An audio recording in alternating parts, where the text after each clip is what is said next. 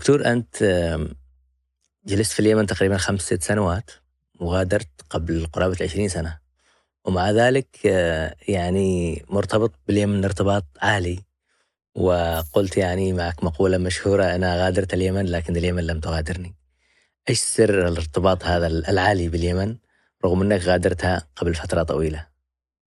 صحيح. شوف اليمن، أنا دخلت وأنا شاب وأنا غير متزوج، وبدأت أكتشف اليمن كدولة، كثقافة، كمجتمع آه، بشكل قريب. وأنا كان عندي حب للغة العربية من أول. فشوف اليمن، وأنا تزوجت وأنا أشتغل في اليمن، وابني بلال ولد في اليمن ما شاء الله. في صنعاء في مستشفى الأم. ما ما شاء أدري لسه الله. موجودة ولا مش لا لا، موجودة. أعتقد موجودة. موجودة.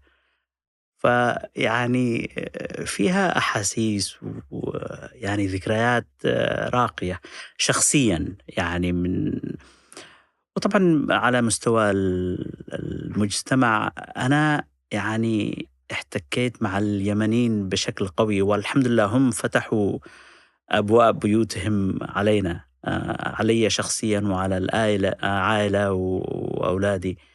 فالعلاقات هذه اللي نحن أسسناها قوية جدا، يعني مش فقط رسميا، يعني مثلا زميل هذا السلام عليكم وعليكم السلام كيف الحال، لا، يعني نحن كنا نتزاور وهم يجوا عندنا ونحن نروح عندهم.